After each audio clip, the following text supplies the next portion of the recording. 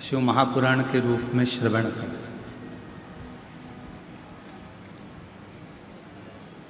और आज कथा के पंडाल में बैठे हो, कंकर शंकर बाबा की धरा पर बैठे हो, तो ये मानकर बैठना कि अपने पिता के घर में भी बैठे हो और अपने गुरु के घर में भी बैठकर इस कथा का लाभ।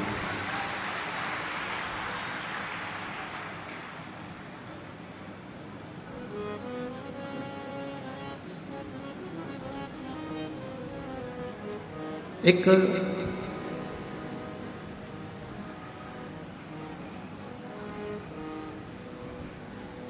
बार नंदी के मन में एक प्रश्न जागृत हो गया।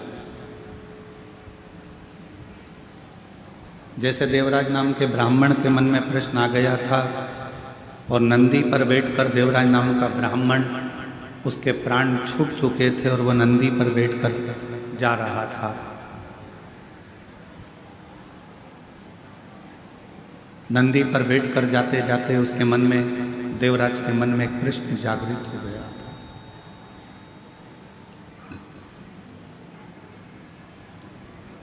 देवराज ने कहा था कि मेरे जीवन में मैंने कभी सत्य नहीं बोला, मेरे जीवन में मैंने कोई पुण्य का कार्य नहीं करा।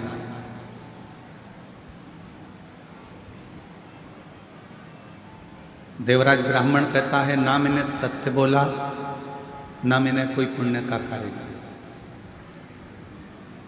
और ना मैंने कोई वेद पढ़ा, ना कोई पुराण पढ़ी, ना कोई शास्त्र पढ़ा, और ना ही मैंने अपनी पूरी जिंदगी में कोई तीर्थ करा। मैंने कोई तीर्थ भी नहीं करा।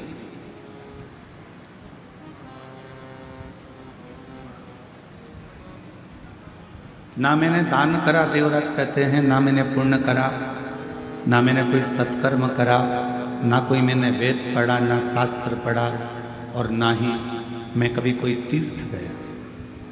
मैं तीर्थ भी नहीं गया। और देवराज नाम का ब्राह्मण कहता है, शिव महापुराण के महत्तम में इतना तो इतना, मैंने कभी जिंदगी में कोई गुरु भी नहीं बना। अब हमारा शास्त्र कहता है कि जीवन में अगर मनुष्य की देह मिली है तो गुरु मंत्र लेना जरूरी है, गुरु दीक्षा लेना जरूरी। पर मैंने तो ना दान करा, मैंने ना पुण्य करा, मैंने ना सत्कर्म करा, मैंने ना तीर्थ करा, और मैंने ना ही अपनी जिंदगी में किसी को गुरु बनाया। तो देवराज नामक का ब्राह्मण शिव महापुराण कथा के महत्तम में कहता है कि फिर मैंने ऐसा कौन सा पुण्य कर लिया कि मुझे तो नरक भोगना था और मुझे नंदी पर बिठाकर भगवान शंकर के धाम लेकर जा रहे हैं। वो पुण्य कौन सा?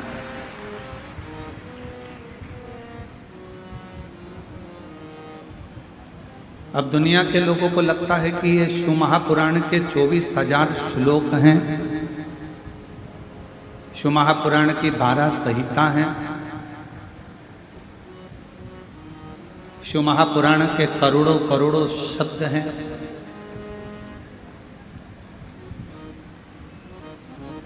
ये दुनिया की दृष्टि में केवल इनको शब्द माना गया है, दुनिया की दृष्टि में इनको श्लोक माना गया है, दुनिया की दृष्टि में इसको अध्याय, खंड, स्कंद माना। पर शिव महापुराण की कथा कहती है, यदि किसी ब्राह्मण के मुख से यदि आपने जिंदगी में एक बार भी किसी शिव धाम में बैठकर भगवान की कथा का लाभ लिया है, तो समझ लो कि आपका कोई गुरु है कि नहीं पता नहीं, पर आपका गुरु देवाधिदेव महादेव बन जाता है।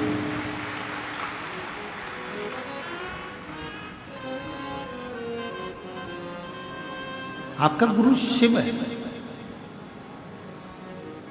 और मैंने तेरे ही भरोसे बाबा, तेरे ही भरोसे हवा विच उड़ती जावांगी बाबा, डोल हटो छठी ना मैं कटी जावांगी।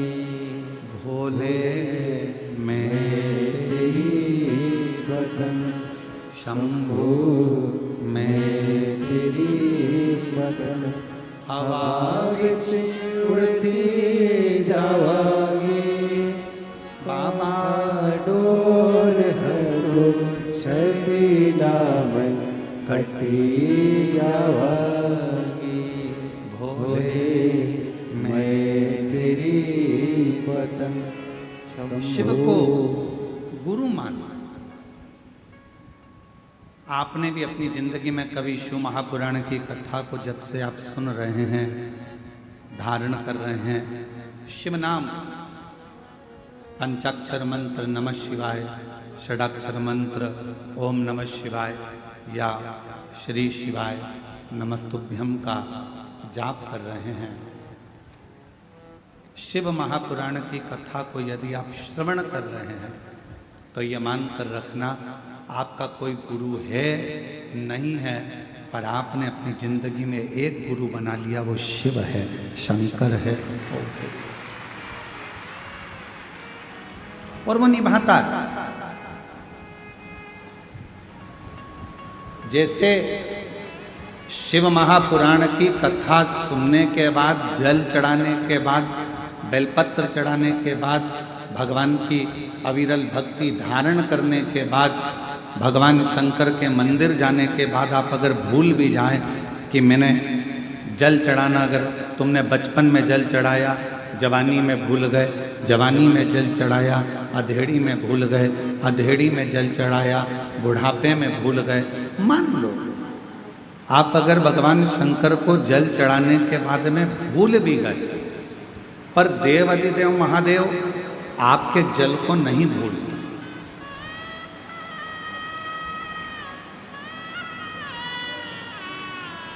तुम चढ़ाए हो 1 लोटा, वो चढ़ा रहा है 1000 लोटा।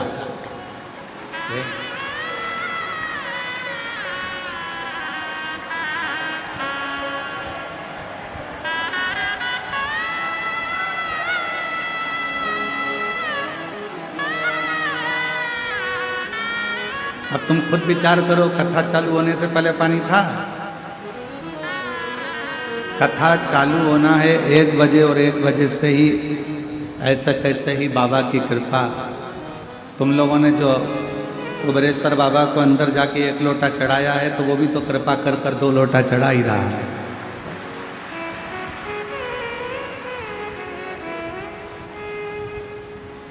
और तेरी कृपा का क्या है भरोसा, कब किस पर हो जाए, जरा सी हम पर कर दो, जरा सी हम पर कर दो। तेरी कृपा का क्या है भरोसा, कब किस पर हो जाए, जरा सी हम पर कर दो, ओ जरा सी हम पर कर दो। जिस पर भी हो गई तेरी कृपा करुणा, वो भव पार हुआ, भव पार हुआ। पापी हो चाहे जितना, उसका भी बाबा उद्धार हुआ, उद्धार हुआ। गिद्ध अजामिल गणिका जैसे तेरे मन को भार, जरा सी हम पर कर दो, ओ जरा सी हम पर कर दो। आप भी बोलो, तेरी कृपा का कब किस पर हो जाए, जरा सी हम पर कर दो, जरा सी हम पर कर दो। कोई भरोसा नहीं। शिव गुरु कब, कैसे, कहाँ कृपा करता है वो ही जान सकता। शिव गुरु कब करुणा करेगा, कैसे कृपा करेगा, कहाँ कृपा करेगा, ये वही जान सकता। और फिर निवेदन करें,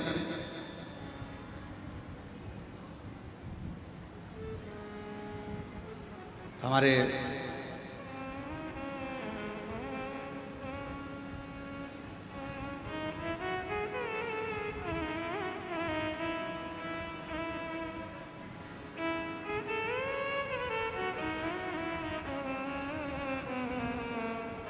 बीटा अंबाला वाले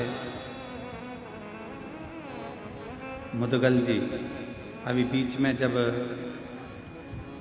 आए थे तो उन्होंने एक प्रश्न किया। मुदगल जी, आपका वो प्रश्न हमको स्मरण में है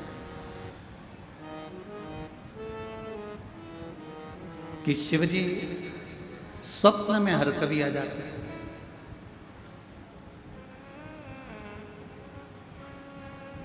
बैठिए। शिवजी स्वप्न में हर कभी आ जाते हैं, तो भगवान शंकर का स्वप्न आना अच्छा होता है कि बुरा होता है?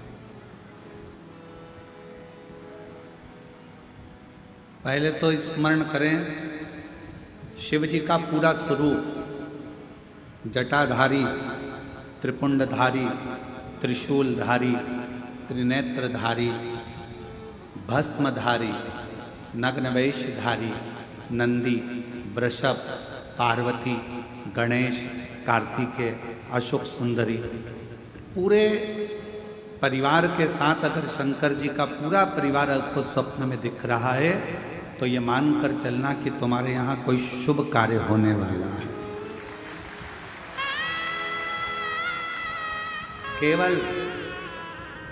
केवल और केवल भगवान शंकर त्रिशूल लेकर, त्रिपुंड लगा है, जटाजूड़ बांधे हुए हैं, भस्म रमी हुई है, मृगछाला पहने हुए हैं, बागंबरधारी है, रुद्राक्ष की माला है, चेहरे पर मुस्कुराहट है, अकेले शिव त्रिशूल के साथ नजर आ रहे हैं तो समझना कोई संकट आने वाला था, उसको टालने के लिए मेरा शंकर तुम्हारे स्वप्न में आकर खड़ा।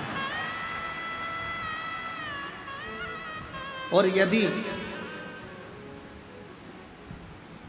भगवान शंकर का कोई शिवलिंग नजर आ रहा है, केदारनाथ, भीमाशंकर, महाकाल, कुबेरेश्वर बाबा, मल्लिकार्जुन, वैद्यनाथ, कृष्णेश्वर, या तुम्हारे घर के पास में जो शिवलिंग है वो भी, या कोई पुराना शिवलिंग जिसको तुमने कभी देखा ही नहीं है, तुम्हारे स्मरण में भी कभी नहीं आया, ऐसे शिवलिंग का अगर दर्शन हो रहा है तो ये समझ लेना कि शंकर भगवान आपके द्वारा कोई अच्छा कार्य करवाने वाले हैं और वो आपको प्राप्त होगा, वो प्राप्त होगा।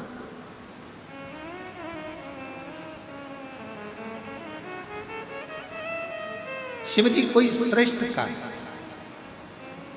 जितने लोग गीले हो रहे हैं छाते में, मेरा निवेदन, फिर निवेदन करूं आपको, आप लोगों की अविरल भक्ति को मैं नमन करता हूं कि इतना पानी में भी आप लोग खड़े हुए हैं। आपसे निवेदन है, अगर कहीं धर्मशाला साइड में बन रही है धर्मशाला, वहाँ जगह हो तो वहाँ, और अगर छाते हैं तो हम मना नहीं करेंगे, आप लगाओ, आराम से सुनो, ये आप लोगों की अविरल भक्ति है। पर जहाँ जहाँ जगह मिले वैसा वैसा आप बैठकर कथा का लाभ करें। पंडाल बहुत लगे हैं, 1 2 3 4 5 6 7, ऐसे 7-8 पंडाल हैं। जहाँ जहाँ आप लोगों को जगह मिलती जाए वहाँ बैठकर आप लोग लाभ ले सकते हैं।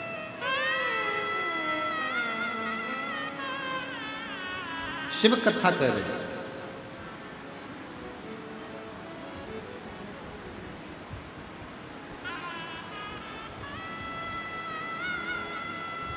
देवराज नाम का ब्राह्मण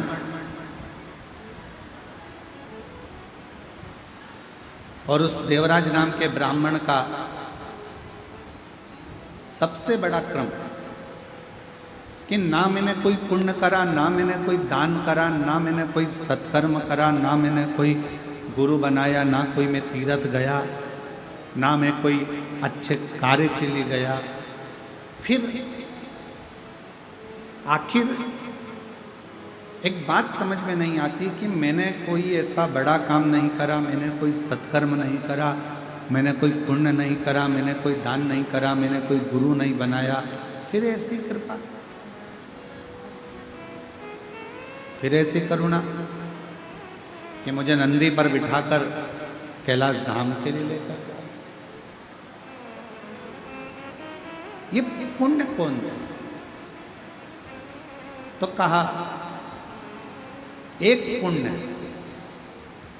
देवराज तुम किसी तीर्थ में नहीं गए, तुमने कभी कोई दान नहीं करा, तुमने कोई वेद नहीं पढ़ा, तुमने कोई पुराण नहीं पढ़ी, तुमने कोई शास्त्र नहीं पढ़ा और ना तुमने कोई गुरु मंत्र लिया, पर एक पुण्य तुमने करा। पहला पुण्य था शंकर भगवान के मंदिर तक पहुंच जाना। शिव महापुराण की कथा कहती है जो शिव के मंदिर तक पहुंच जाता है, समझ लो वो सारे तीर्थ कर लेता है। पूर्ण बोल बम का नारा है, सारी समस्या का हल मान।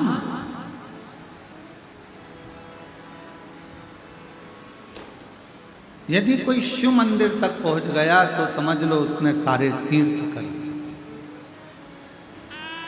और मान लो देवराज नाम के ब्राह्मण से स्वयं नंदी कर,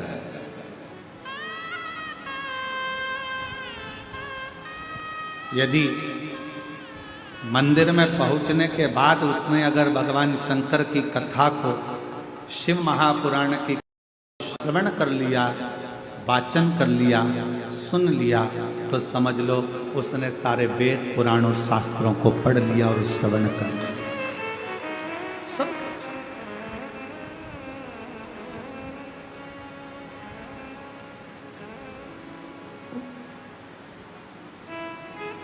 उसने श्रवण भी कर लिया, पढ़ भी लिया। और एक बात और स्मरण करो,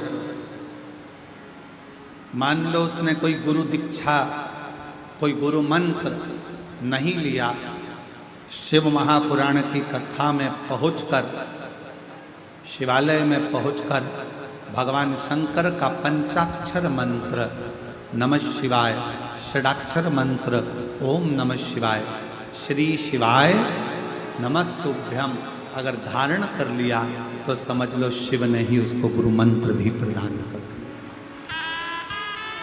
शिव ने,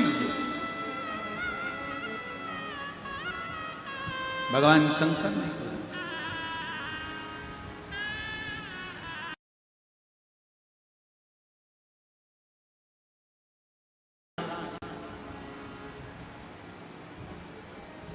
गुरु का काम भी मार्ग दिखाने का है और शिव महापुराण का काम भी मार्ग दिखाने का है।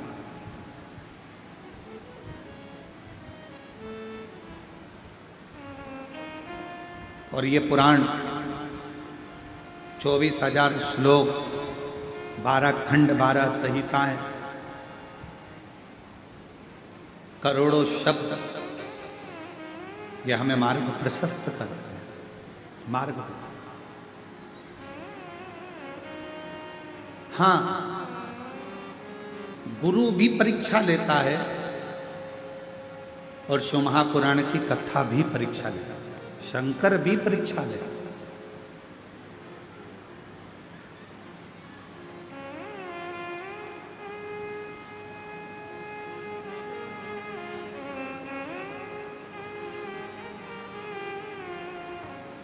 गुरु का काम है वो भी कभी कभी परीक्षा ले लेता है। एक गुरु जी अपने चेले को, बहुत सारे चेले बैठे थे, शिष्योहन बैठे थे, और गुरु जी ने उनको अपने भाव से कहना प्रारंभ करा कि अपना कार्य खुद को करना चाहिए, किसी दूसरे पर आश्रित नहीं रहना चाहिए। जो स्वयं का काम है वो स्वयं करो, दूसरे पर आश्रित मत रहो। ये गुरु जी प्रवचन में कह रहे थे। और फिर गुरु जी ने कहा, 3 ऐसे हैं जिनका कार्य स्वयं का मानकर किया जाता है। पहले नंबर पर माता, दूसरे नंबर पर पिता और तीसरे नंबर पर गुरु। माँ का अगर कोई काम है, माँ ने कहा कि मेरा ये काम कर दे, तो माँ का वो काम माता का नहीं है। अगर बेटे से कहा गया है तो वो काम बेटे का।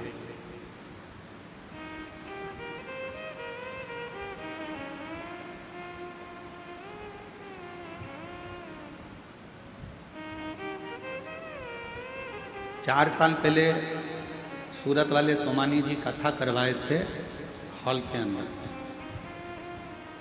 क्या है सोमानी जी, उस समय पर खटिया पर हम बैठे थे तो आपसे बात कर रहे थे, तो एक प्रसंग आपके मुख से निकला था कि हमारी माता,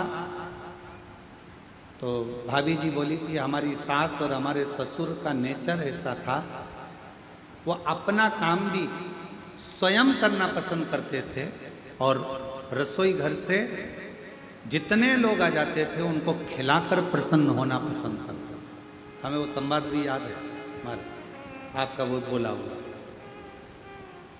और वही शिव महापुराण की, गुरु शिव महापुराण की कथा कर रही है, व्यक्ति को अपना कार्य खुद करना चाहिए, पर 3 का काम उनका नहीं होता।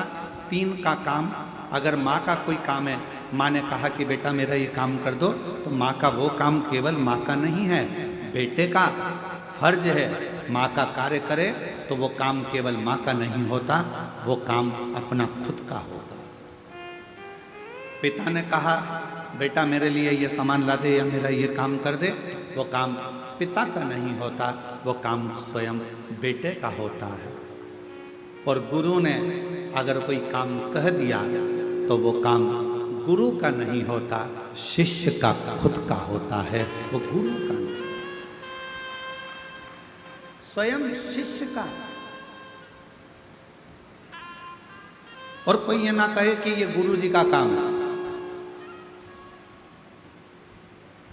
गुरु पूर्णिमा के अवसर पर अगर आप कथा में आए हो, खड़े होकर भोजन परोस रहे हो, रोटी बेल रहे हो, सब्जी बना रहे हो, आलू काट रहे हो, सब्जियां काट रहे हो, सेवा कर रहे हो, पानी पिला रहे हो, किसी को नाश्ता करा रहे हो, ये मत सोचना कि ये काम तो गुरु जी का है, गुरु जी का है, गुरु जी का है। सब श्री शिवाय नमस्तुभ्यम बोलने वाला एक एक बच्चा शंकर जी का चेला है, शिव जी का शिष्य है। और ये कुबरेश्वर धाम की गुरु पूर्णिमा की कथा गुरु जी की नहीं, एक एक बच्चे की और एक एक व्यक्ति की है जो शंकर को भजता है, शिव का तत्व। माँ का काम केवल माँ का नहीं है। माँ ने कह दिया बेटा मेरे कपड़ों को वहां डाल दे, माँ ने कह दिया मेरे कपड़े धो दे, माँ ने कह दिया मेरा एक काम कर दे, माँ मेरा काम ये कर दे, वो माँ का काम नहीं है। शिव महापुराण की कथा कहती है गुरु अपने शिष्य से कह रहे थे, जितने शिष्य बैठे थे सबको कह रहे थे अपना काम स्वयं करना चाहिए, पर 3 का काम अपना खुद का होता है। पहला माँ का काम अपना खुद का है, पिता कोई काम बताए वो अपना खुद का है, और गुरु अगर कोई भूल से भी तुमको काम बता दे तो वो अपना खुद का है, उसको करना चाहिए, उसको बोलना नहीं चाहिए।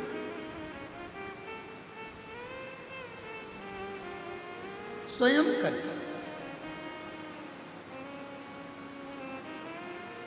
हमारे यहाँ अगर कोई कार्य होता है और कोई चीज़ का पता लगाना होता है कि भाई ऐसा ऐसा काम है, हम इंदौर में सूचना चंदन सोनी जी को कह देते हैं, चंदन भैया जरा पता करना है जरा, भाई चंदन सोनी जी, तो चंदन सोनी जी दुकान को छोड़ देते और पहले काम कर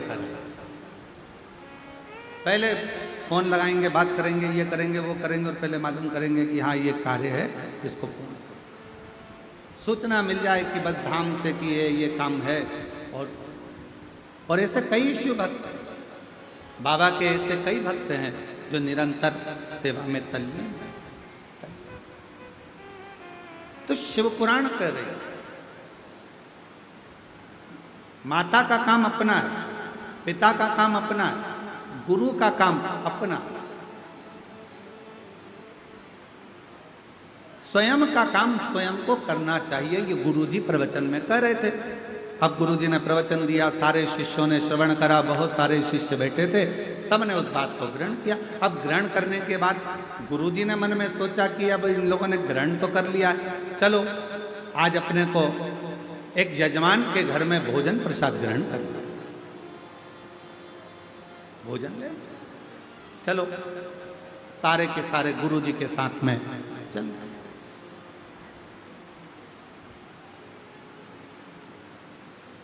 ओम नमः शिवाय, ओम नमः शिवाय, ओम नमः शिवाय, ओम नमः शिवाय। गुरुजी चले, चेले पीछे पीछे चले, सब मंत्र जाप करते करते जा रहे। अब गुरुजी ने प्रवचन दिया था अपना कार्य अपने को करना चाहिए। चलते चलते एक बड़ा सा गटर आ गया, नाला, और बड़ा सा गटर आया, नाला आया, और गुरुजी उस सारे चेले नाले को, गटर को लांग गए। गुरुजी भी लांग रहे थे। लांगते से ही उनके पांव की जो चप्पल थी, खड़ाऊ थी, वो गटर में, नाले में गिरी। हर हर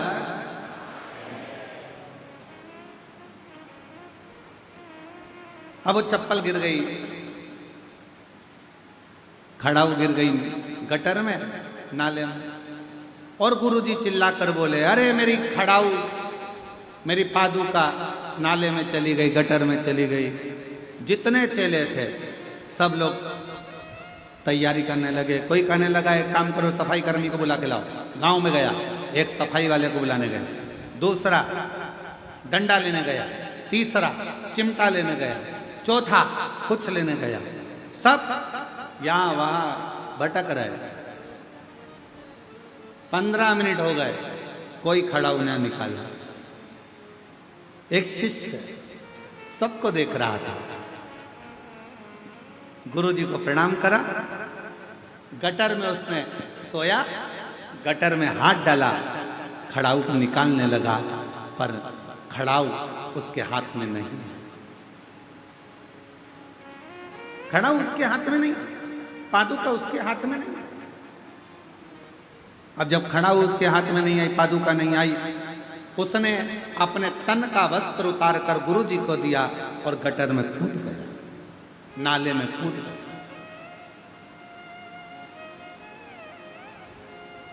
कोई सफाई कर्मी को लेने गया, कोई किसी को लेने गया, कोई किसी को लेने गया, और मालूम पड़े वो गटर में कूदा, खड़ाऊ निकाली, धोया, गुरुजी को लाकर दे दी। गुरुजी ने खड़ाऊ पहन ली और सारे के सारे शिष्य आ गए। और आते से ही शिष्यों ने कहा कि गुरुजी तो इतना बड़ा प्रवचन दे रहे थे कि खुद का काम खुद को करना चाहिए, तो गुरुजी इस गटर में, इस नल्ले में क्यों ना कूदे पादुका निकालने के लिए? गुरुजी ने तो प्रवचन दिया था कि खुद का काम खुद को करना चाहिए, तो फिर गुरुजी नाले में क्यों ना कूदे, गटर में क्यों ना गए? इतने में शिष्य ने उत्तर दिया, गुरुजी ने एक बात और कही थी कि माता, पिता और गुरु का कोई भी काम होता है वो उसके पुत्र का होता है। माँ का काम बेटे का, पिता का काम बेटे का, और गुरु का काम उसके शिष्य का होता है। इसलिए शिष्य ने ये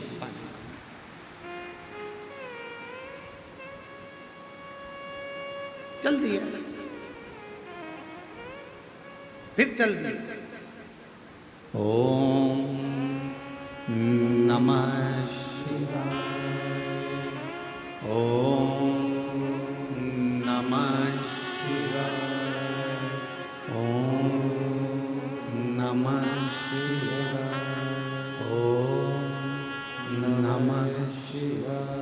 फिर चले।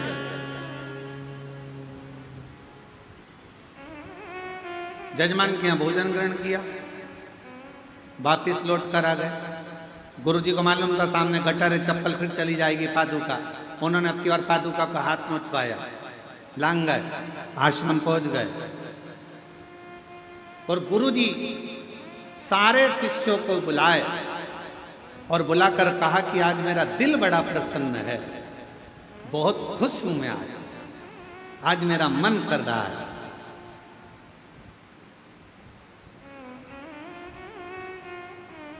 जिस शिष्य ने गटर में से मेरी पादुका निकाली है, मेरा मन करता है आज मैं उसे कुछ दूं। सारे चेले सुन्न हो गए। बताओ, अपने को क्या मालूम था, अपन निकाल देते, अपने को कुछ मिल जाता। सारे चेले बड़े, आज मेरा मन कर रहा है कि मैं गटर में से इसने मेरी पादुका निकाली है, मैं कुछ दूं। सबने ताली बजा दी, हाँ साहब गुरुजी देना चाहिए, देना चाहिए। और गुरुजी ने कहा, बेटा तूने मेरी पादुका गटर में से निकाली है, मेरी ये पादुका तू रख। शिष्य पादुका, बहुत सावधानी से कथा सुनिएगा। गुरु शिव पुराण कथा चल रही है। शिव गुरु,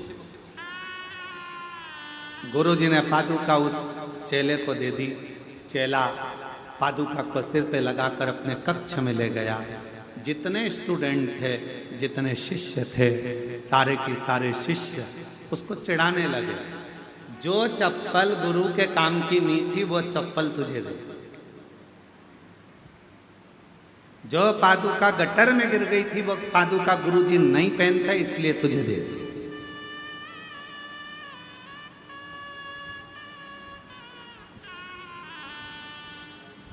कई लोगों के मन में एक भ्रम चलता। हम अपने गुरुजी के पास गए, गुरुजी ने अपना एक शाल लिया, हमारे को उड़ा दिया। हमें ऐसा लगता है वो गुरुजी का शाल किसी काम का नहीं था ना, इसलिए फिर ही रखा था तो उन्होंने उड़ा दिया।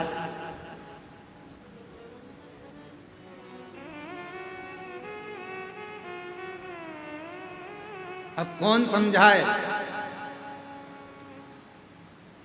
कौन समझाए कि गुरु का स्पर्श करा हुआ मात्र शाल ही क्या, गुरु का स्पर्श करी अगर मात्र एक अक्षत का दाना भी मिल जाए तो वो करोड़ों की पूंजी बन जाए। कौन उसको समझने वाला चाहिए।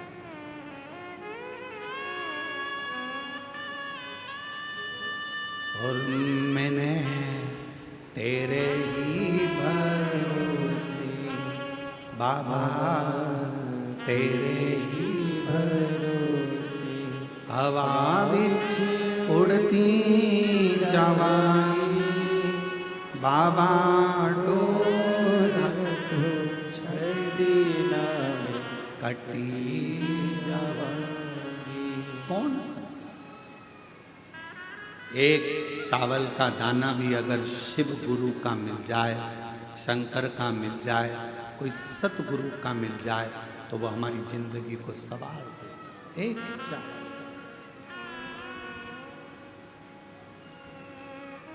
अब लोगों की दृष्टि में क्या है, फालतू का साल पड़ा होगा, गुरुजी ने उठा के दे दिया।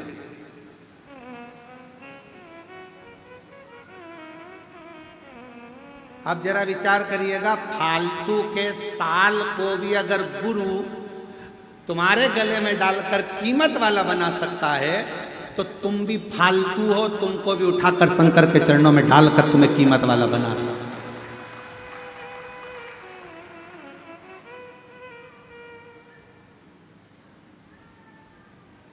तुम भी ये सोचो ना कि हम भी, हो सकता है कि हमारे जीवन में ना जाने कितना पाप कर्म किया हो, कितना गलत कर्म किया हो, क्या क्या करा हो, हम भी अपने जीवन में हो सकता है ऐसे कि हमारी मंजिल तक नहीं पहुंच पा रहे, हम भी फालतू होंगे उस समय पर। हमारे पास में भी कोई कार्य नहीं होगा तो हमारा गुरु, कोई शिव गुरु ऐसा मिलेगा कि हमको भी परमात्मा की शरणागति तक, शुभ कार्य तक पहुंचा सकता, अच्छी जगह तक पहुंचा सकता।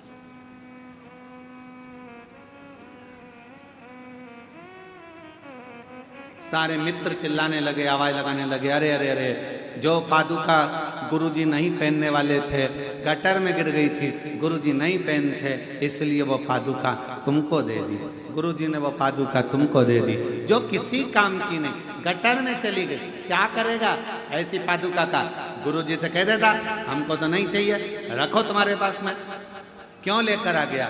उसने कहा मेरे गुरु के चरण की पादुका है, मेरे गुरु ने मुझे दी है, अब वो गटर की हो, चाहे हीरे की हो, वो चाहे सोने की हो, वो चाहे अंबारी की हो, पर मेरे गुरु की पादुका मेरे जीवन का सुख प्रदान कर मुझे।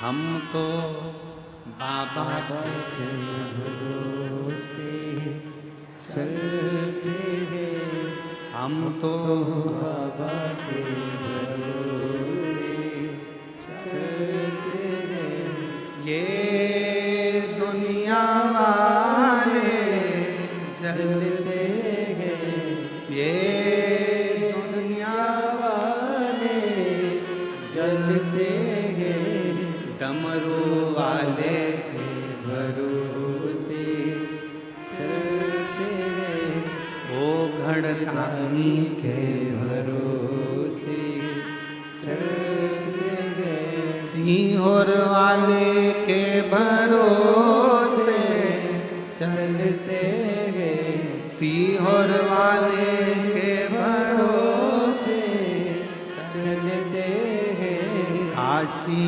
वाले के भरोसे चलते हैं, डमरू वाले के भरोसे चलते हैं। हम उसके आश्रित। फिर मित्रों ने कहा गुरु जी की पादुकाएं गटर की है, नाली की है, करेगा क्या? क्या इसको तिजोरी में सेफ के रखे, अलमारी में सजा कर रखेगा, क्या करेगा?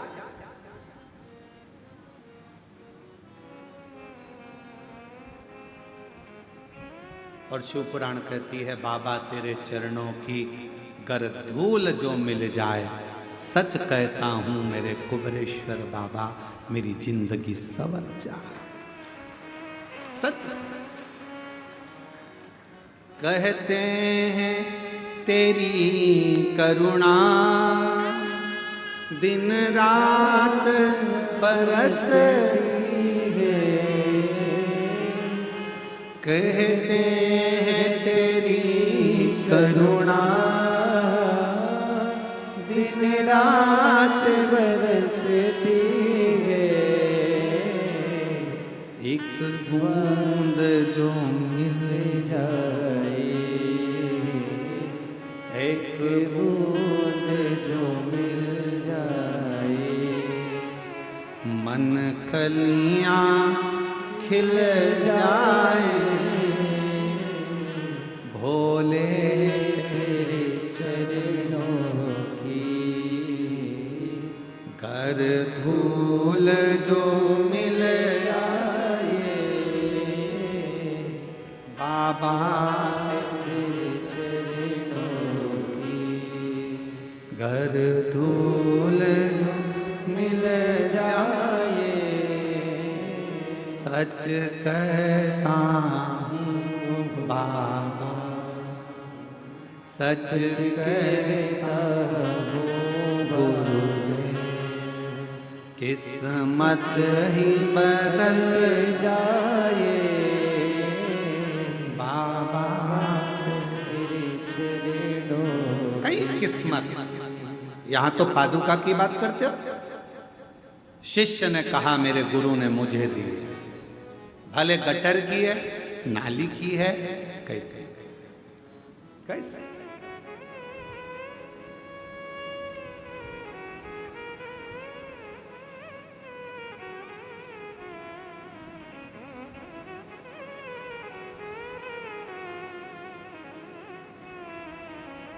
दंडवत करिए कभी आपने, जम के बोलो जरा,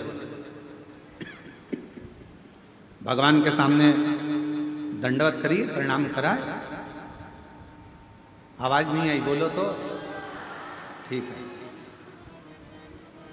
अब भगवान के सामने दंडवत करना है तो पहले तुम जगह देखोगे कि यहाँ गंदा हो रहा है,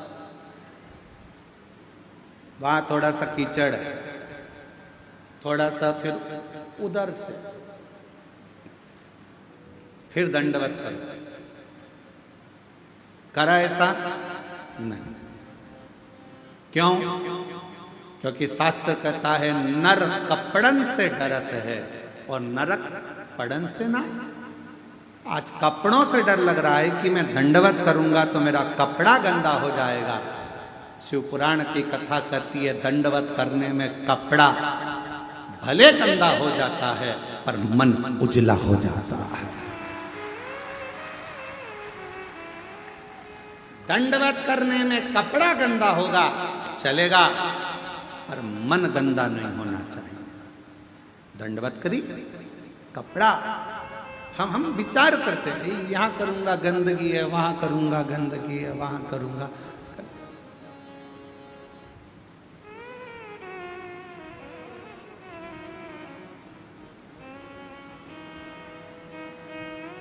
कितना सुंदर कहा है, सावधानी पूर्वक सुनिएगा।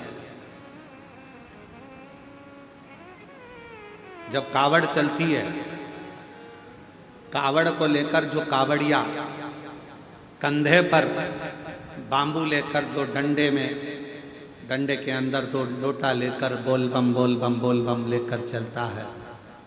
किसी का पीक थूक गुटका रोड पर पड़ा रहता है। अगर कावड़िया उस गुटके को लांग कर चले जाता है तो जिसने थूका हुआ होता है उसको मरने से पहले भोगना पड़ता है। कावड़ जाने वाले रास्ते पर कावड़िया जिस मार्ग से जाते हैं, कावड़िया जिस रास्ते से निकलते हैं, कावड़ जिस मार्ग से निकलती है, उस मार्ग को कई लोग अपने घर के दरवाजे पर भी अगर गंदगी है तो पानी डालकर साफ कर देते हैं कि कोई कावड़िया निकल कर जाएगा, शिव के लिए जल लेकर जा रहा है, शंकर को दिल से चढ़ा रहा है। हम नहीं जा सकते पर अपने मार्ग को स्वच्छ तो बना सकते। और कितनी सुंदर बात कही स्वयं माता पार्वती जी ने तुमरुका जी से प्रश्न किया था कि कावड़ सावन के महीने में क्यों भराती है? क्या कावड़ शिवरात्रि पर नहीं भरा सकती? 12 महीने नहीं भरा सकती? श्रावण के महीने में ही क्यों भराती है? क्योंकि भगवान तुमरुका जी ने कहा संसार में रहने वाला चाहे पशु हो, पक्षी हो, जलचर हो, चाहे मनुष्य हो, वो पृथ्वी पर गंदगी कर देता है। बारिश का पानी सावन में जब गिरता रहता है तो रोड मार्ग स्वच्छ होता रहता है। तो जिसने अगर कुछ गंदगी करी भी है तो उसको दोष नहीं लगता और कावड़िया निकलता चले। श्रावण में कावड़ की महत्वता क्यों? क्या माघ महीने में कावड़ नहीं भर सकते? क्या बैसाख महीने में कावड़ नहीं भर सकते? क्या हम ज्येष्ठा महीने में नहीं भर सकते? कार्तिक में नहीं भर सकते? भादों में नहीं भर सकते? केवल श्रावण का महीना कावड़? उसका कारण केवल इतना सा है, जल वृष्टि होती रहती है, भूलवश कोई थूक कर चले गया, वो पानी से साफ हो जाता है। तो जिसने थूका उसको दोष नहीं लगता है।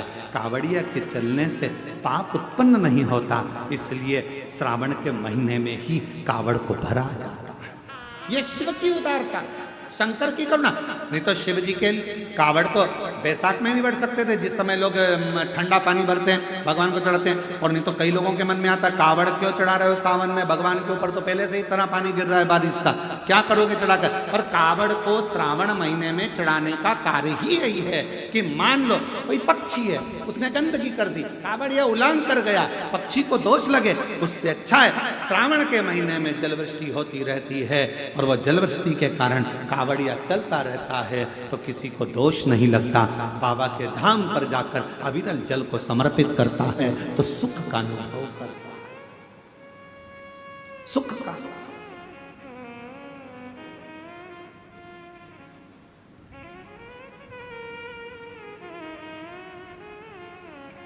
सारी समस्या का हल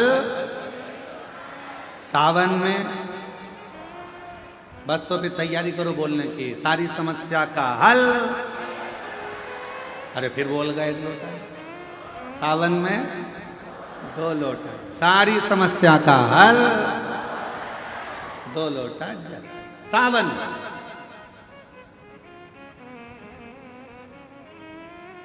कितनी कृपा शिव करता, मेरे ओघड़दानी मेरे शंकर भगवान। तो ये ना विचार करे कि गंदा है, गंदगी है। भगवान के सामने दंडवत करते समय ये विचार ना करा जाए। जब हम गिरि गोवर्धन नाथ जी की दंडोती परिक्रमा करे, सालों हो गए, तो गिरिराज बाबा की जब 21 किलोमीटर की दंडवत परिक्रमा सोते सोते सोते सोते दंडवत करते करते कोई स्थान ऐसा आता है जहाँ नाली भी निकल कर जाती है। अब 21 किलोमीटर में तो ढेरों स्थान पड़ते हैं, तो वहाँ दंडवत करते करते ये नहीं देखा जाता कि गटर की नाली है, बेकार स्थान है, किसी ने थूक दिया है, किसी ने गंदगी कर दी। नहीं, गिरिराज धारण प्रभु तुम्हारी शरणे, गिरिराज धरण प्रभु तुम्हारी शरणे। बोलते बोलते परिक्रमा 21 किलोमीटर की 9 दिन में धीरे धीरे पूरी करी। हम नर्मदा जी की परिक्रमा करने गए, बहुत पहले की बात है, बहुत लंबा समय है। जहाँ चले जाते कोई गंदगी भी है तो उसको लांगते लांगते भजन करते, माई नरब दे हर, माई नरब दे हर, माई नरब दे हर, माई नरब दे हर, माई नरब दे हर।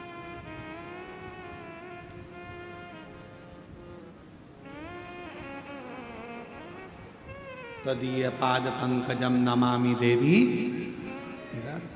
माई नर्मदे हर, माई नर्मदे हर, बोलते बोलते चले।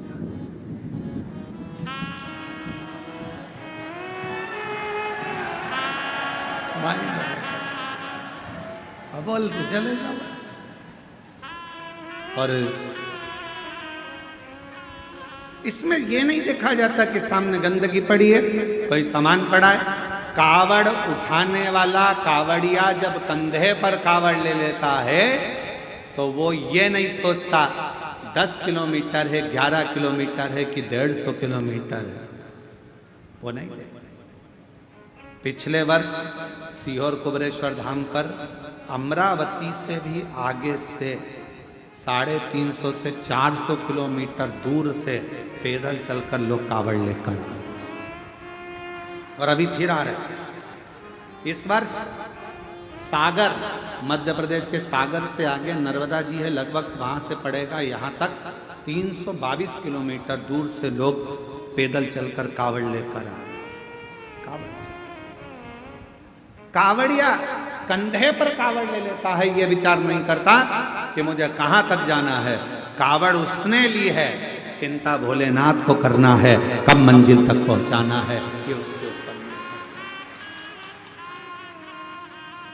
तो चल रहा, अगर मान लो ये नहीं देखा जाता कि ये गंदगी। अब कुछ शिष्य ने अपने मित्रों से कहा मेरे गुरुजी की पादुका है, मेरे गुरुजी ने दी है, वो गटर की है, नाली की है, कहाँ की है? और बाबा तेरे चरणों के होना हमें बास रे, तेरे चरण रज से बुझानी हमें प्यास रे। ये उसके चरण का बिंद मिल गया, उससे बढ़कर कोई सुख।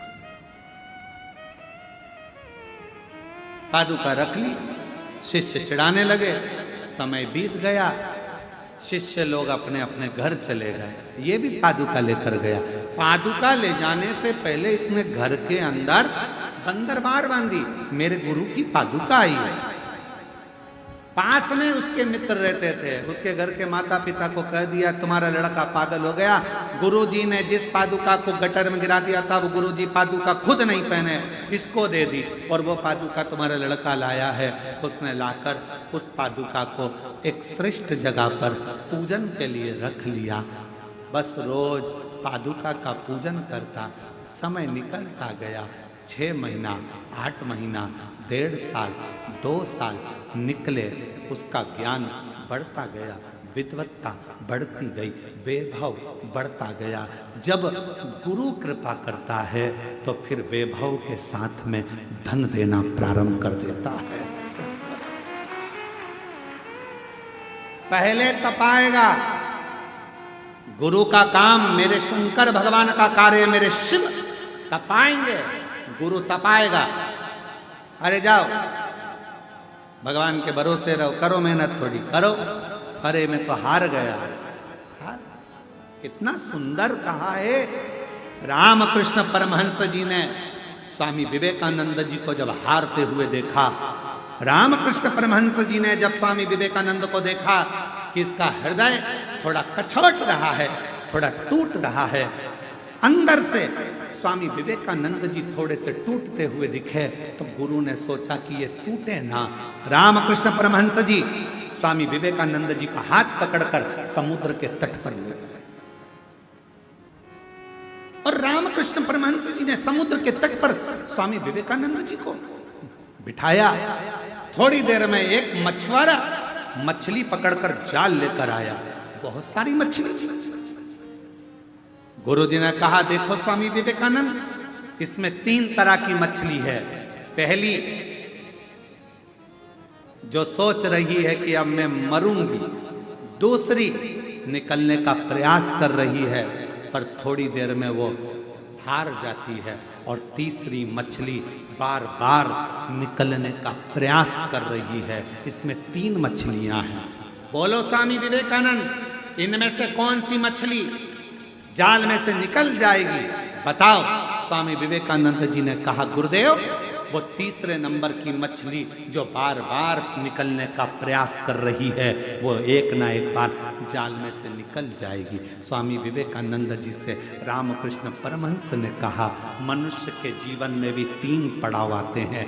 दुख के समय में पहले नंबर की मछली की तरह मनुष्य होता है, हिम्मत हार जाता है, मेरा ये काम नहीं होगा, मेरा दुख कभी समाप्त नहीं होगा, मेरी तकलीफ नहीं मिटेगी, मुझे लगता है भगवान ने मेरी किस्मत में औलाद दी नहीं, मुझे ऐसा लगता है भगवान ने मेरी किस्मत में दुख ही दुख दिया है, हिम्मत हार कर बैठ जाता है। वो पहले नंबर की मछली है। दूसरे नंबर का स्वामी विवेकानंद, ये दूसरे नंबर की मछली वो है जो एक मनुष्य हिम्मत करता है, मैं आगे बढ़ूंगा, मैं आगे बढ़ूंगा, पर थोड़ी सी दूर चलने के बाद फिर लोग कह देते तेरा काम नहीं होगा, मुश्किल है, हिम्मत हार कर बैठ जाता है। थोड़ा तो बढ़ता है, फिर हिम्मत हार कर बैठ जाता है। ये दूसरे नंबर की मछली है। और तीसरे नंबर की मछली वो होती है, एक बार हिम्मत हारी, फिर बढ़ूंगी, फिर बढ़ूंगी, फिर बढ़ूंगी, मरते दम तक बढ़ने का प्रयास करूंगी, तो एक न एक दिन चाल से निकल जाऊंगी।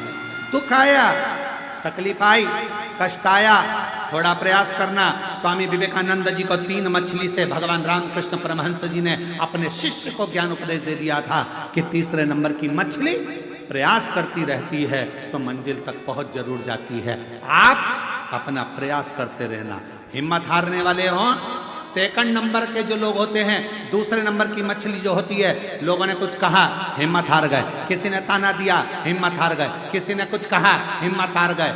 कहने लगे कहने वाले, आग लगे बस्ती में, अपन रहो मस्ती में। किसी ने निंदा कर दी, बुराई कर दी, मन दुख गया, आज के बाद मैं ये काम नहीं करूंगा, आज के बाद ऐसा करूंगा ही नहीं। अरे अभी थोड़ा करा है, आगे चलकर 4 गुना और करो, क्योंकि तुम्हें हिम्मत नहीं, तुम्हें हिम्मत नहीं आ रहा है। निंदा करने वाला निंदा करेगा, बुराई करने वाला बुराई करेगा, अपशब्द कहने वाला अपशब्द लिखेगा सोशल मीडिया में, अन्य जगह पर। उसका काम केवल एक है, तुम्हारे भीतर के विल पावर को तोड़ना, तुम्हारे भीतर के विश्वास को तोड़ना, तुम्हारे भीतर के विल पावर को, तुम्हारी मजबूती को तोड़ने के लिए लोग दिन भर सोशल मीडिया हो, अपशब्द लिखने से बाज नहीं आते और अपशब्द बोलने से बाज नहीं आते, पर भीतर से मजबूत रहना कि तुम शंकर के शिष्य हो, टूटने वाले नहीं। भीतर से मजबूत रहना, तुम टूटने वाले नहीं। ये मेरे शंकर का एक शब्द अपने भीतर उतार कर रखना कि 3 मछलियां रामकृष्ण परमहंस जी ने स्वामी विवेकानंद जी को दिखाई थी। पहली जो हिम्मत हार गई, मर गई, दूसरी आगे बढ़ी, फिर ठंडी होकर बैठ गई, और तीसरी बार बार प्रयास करती रही। 1 बार नहीं होगा, 2 बार नहीं होगा, 3 बार नहीं होगा। ये 11 जजमान बने हैं। 11 ही जजमान खड़े हो तो जरा, 11 जजमान खड़े हो गए।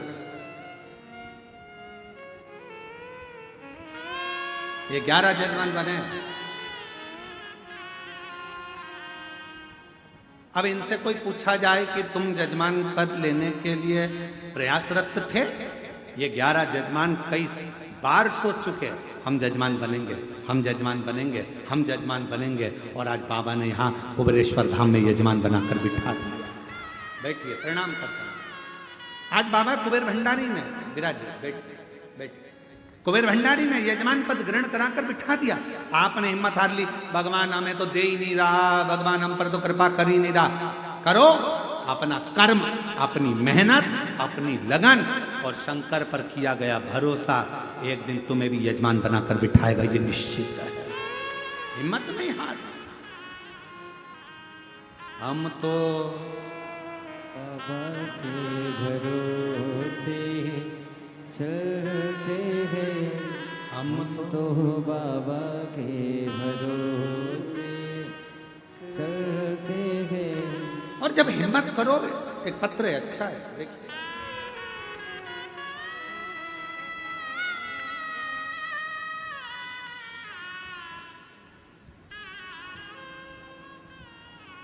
ज्योति मिश्रा, शांति नगर बांदा, उत्तर प्रदेश की रहवासी है।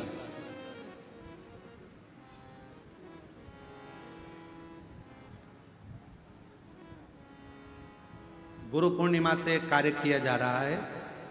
चैनल पर मोबाइल नंबर नहीं दिखाया जाएगा। जो जजमान का पत्र रहेगा उसका मोबाइल नंबर चैनल पर नहीं दिखाया जाएगा। उसका कारण है, मोबाइल नंबर चैनल से कई लोग निकाल लेते हैं और बाद में उन जिनका पत्र है उनको कुछ बोलते हैं, तो इसलिए मोबाइल नंबर दिखाना आज से बंद किया जा रहा है कि चैनल पर पत्र का मोबाइल नंबर नहीं दिखाया जाएगा।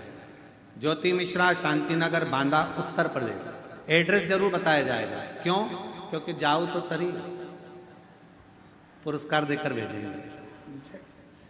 ज्योति मिश्रा, शांतिनगर, बांदा, उत्तर प्रदेश से, और कहीं बैठी हो तो अवश्य आ सकते हैं। गुरुजी, एक लोटे जल का मैं क्या वर्णन करूं, मेरे पास शब्द बयान करने के लिए नहीं है। 2022 से कथा सुन रही हूँ। एलईडी पर कथा चल रही है, पत्र चल रहा है, एलईडी पर चल रहा है, आस्था चैनल पर भी चल रहा है। 2022 से कथा सुन रही हूँ।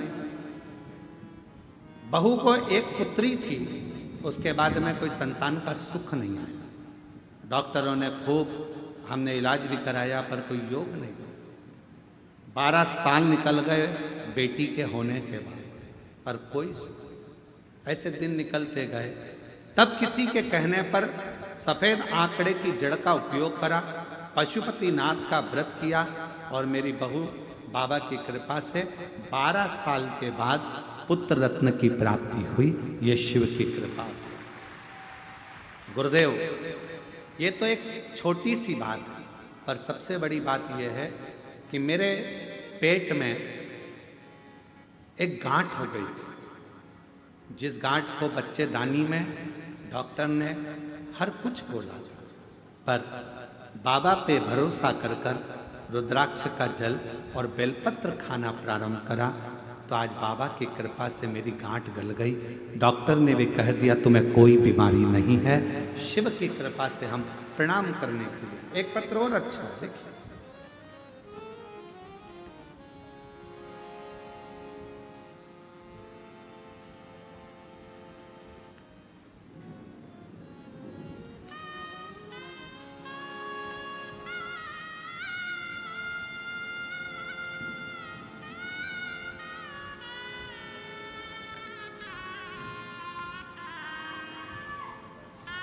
मैं मोहिनी राणा, जिला धौलपुर,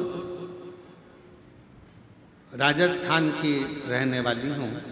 मेरा नंबर 2024 में आंगनवाड़ी का फॉर्म भरा था।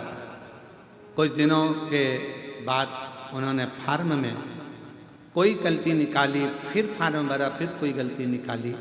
2024 का रुद्राक्ष महोत्सव फरवरी में अपने कुबरेश्वर बाबा सीहोर लेकर आई और बाबा से विनती कर कर गई। आज बाबा की कृपा से 1 अप्रैल को मुझे ज्वाइनिंग आ गई। बाबा को प्रणाम करने के लिए यहाँ पर आई।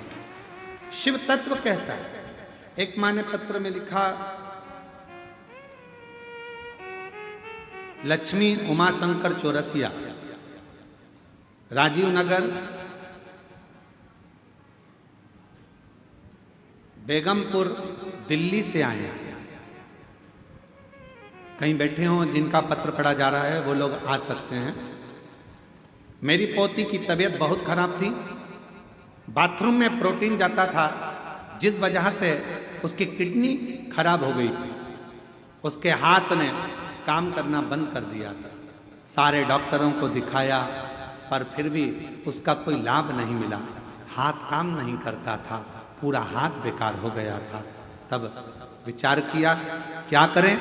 बाबा से प्रार्थना कर कर रुद्राक्ष का जल देना, शिवजी से विनय करना, मंदिर में पोछा झाड़ू करना प्रारंभ करा और बाबा की कृपा से हाथ भी ठीक हुआ और बेटी की किडनी ने भी काम करना प्रारंभ करा। मैं बाबा को यहाँ प्रणाम करने के लिए आई हूँ। शिव शिव है, एक विश्वास, एक भरोसा, एक दृढ़ता आपके भीतर शिव तत्व की।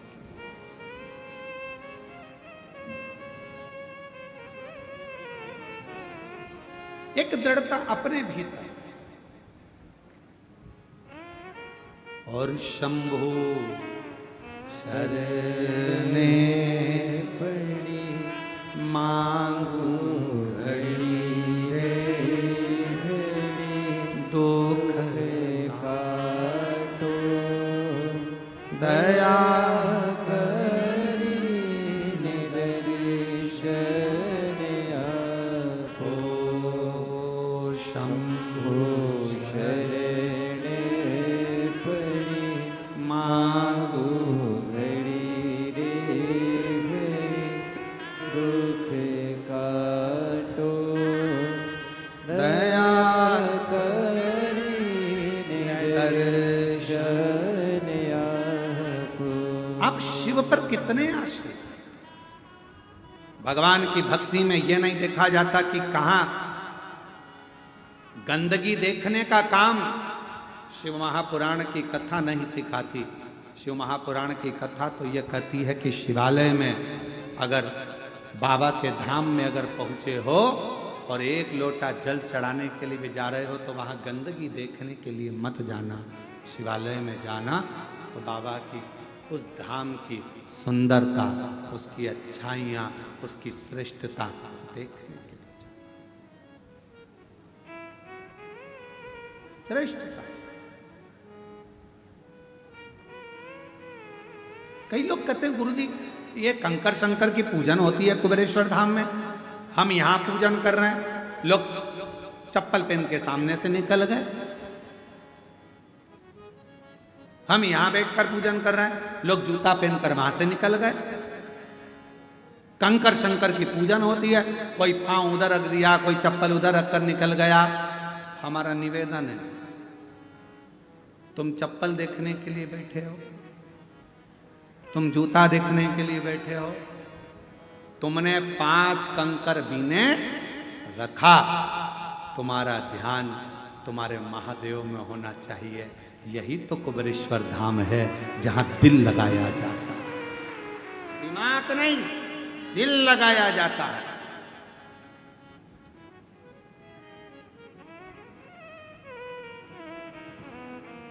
प्रेम प्यार दिल से होता है कि दिमाग से होता है? जम के बोलो जरा। 1 2 3 4 5 6 7 8 जितने पंडाल के बैठे हो सब बोलो, काय से होता है? दिल से। दिमाग से प्यार होता तो सोच लेते, पर आज के जमाने का जो संबंध होता है वो दिमाग से होता है। लड़के वालों के 2 पेट्रोल पंप है, 3 है, ऐसा है, धन है, वैभव है, सत्ता है। पर पहले के समय में ये पेट्रोल पंप, गाड़ी, बंगला नहीं देखते थे। पहले के समय में देखते थे कि जिसके घर में संबंध हो रहा है वो कितना दिल वाला है, उसका हृदय कैसा है, परिवार कैसा है, कुटुंब कैसा है, रिश्ता कैसा है, ये नहीं देखा। आज के जमाने में तो लोग संबंध भी करते हैं तो ये सोच कर करते हैं, कितना कितना करने का, कितना प्यार भी लोग करते हैं तो ये सोच लेते हैं ये मोबाइल में बैलेंस डलवाएगा कि नहीं डलवाएगा। और अगर मालूम पड़े थोड़ा सा बैलेंस मोबाइल में नहीं डाला या लैपटॉप नहीं दिलाया या कुछ भी नहीं दिलाया तो ब्रेक, हम तो बोले ही नहीं, आवाज वहां से आ रही है ब्रेक का, हम तो बोले ही नहीं है, वहीं से आवाज आ रही है। सब चतुर हो गए, वो सब होशियार, उसी समय तुरंत कर दिया ब्रेक, संबंध नहीं रखना, खत्म था। उसने स्विच ऑफ करा, मोबाइल पटका। अब ये दिल से प्रेम नहीं था, ये केवल दिमाग से था कि इससे कुछ प्राप्त करना है, इससे कुछ लेना है। गुरुजी से संबंध कैसा निभे, तो कहा दिल से। गुरुजी के पास जाओ, ये सोचकर मत जाना कि गुरुजी मुझे कुछ देंगे। यहां तक कहा गुरुजी अगर आपको सम्मान भी ना दें तो भी गुरु गुरु है, समझ कर देगा सम्मान भी, और कभी कभी नहीं भी देगा। हो सकता है कि तुझे कुछ और देना हो, वो गुरु ही जान सकता है। गुरु कई लोग कहते थे गुरुजी हमारे सामने से निकल कर गए, पर गुरुजी ने ना हेलो करा, ना हाय करा और ना बाय करा। क्या करे? तुम किसके लिए आए हो? उस ओघड़दानी के लिए, शंभू के लिए। कई लोग कहते हैं हमने कंकर शंकर की पूजन करी, वहां से कोई जूता पहन कर निकल गया, चप्पल पहन के निकल गया। तो किसके लिए आई थी? शंकर जी के लिए। किसके लिए पहुंची थी? शिव जी के लिए। अगर शिव के लिए आई है तो कंकर में शंकर को देख। सामने से जो जूता पहनकर गया उसका जूता क्यों देखे? क्यों?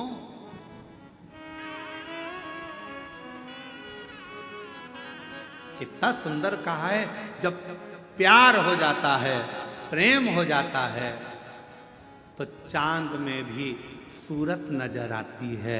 उसी तरह जब प्रेम हो जाए तो कंकर में भी शंकर नजर आता है, शिव शिव वही। और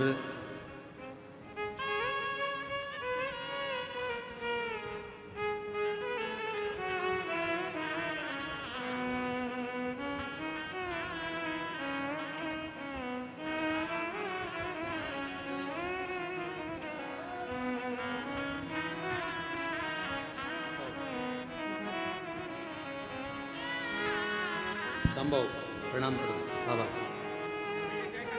प्रणाम।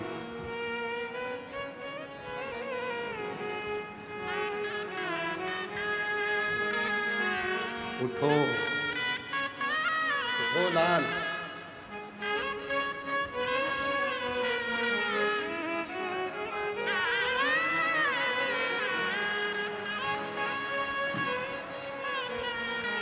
इसने सिद्ध कर दिया है कि दो की गोदी में नींद अच्छी आती है, एक माँ की और एक गुरु की। चैन से सो, बैठा है संभाल।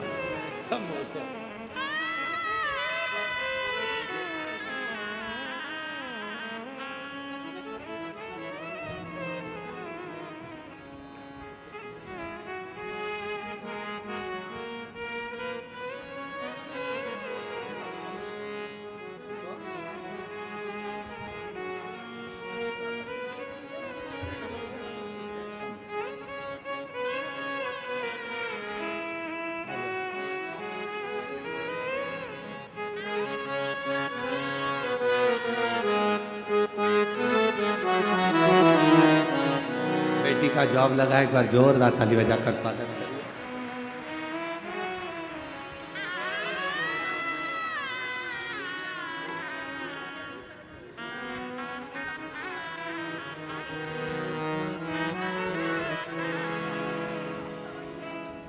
दीदी बोल रही हैं इतनी बीमार थी 3 साल से, एक भी दवाई खाने का बाबा ने मौका नहीं दिया, मैं पूर्ण स्वस्थ हो गई। ये शिव की कृपा।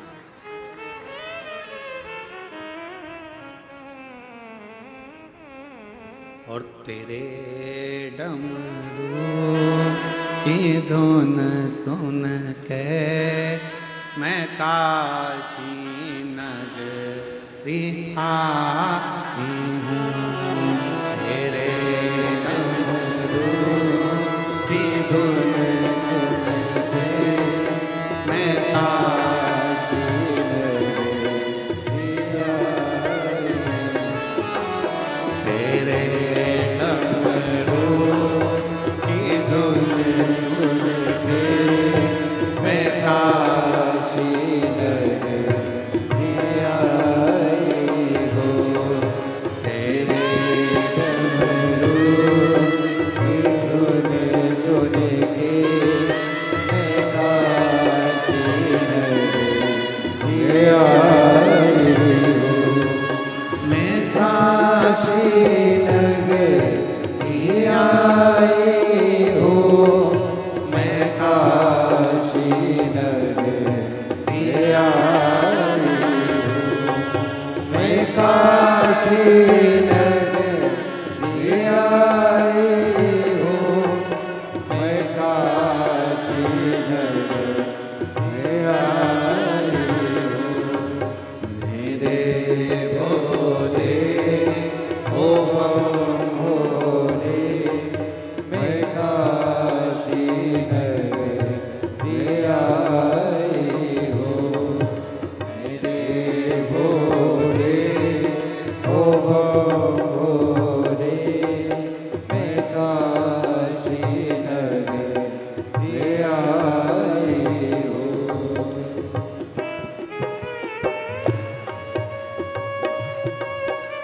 इस बेटी की किडनी खराब हो गई थी। डॉक्टर ने पूर्ण तरह से किडनी को डैमेज बता दिया था। अब पूर्ण तरह से स्वस्थ है। एक बार जोरदार ताली बजाओ। बेटी पूर्ण तरह से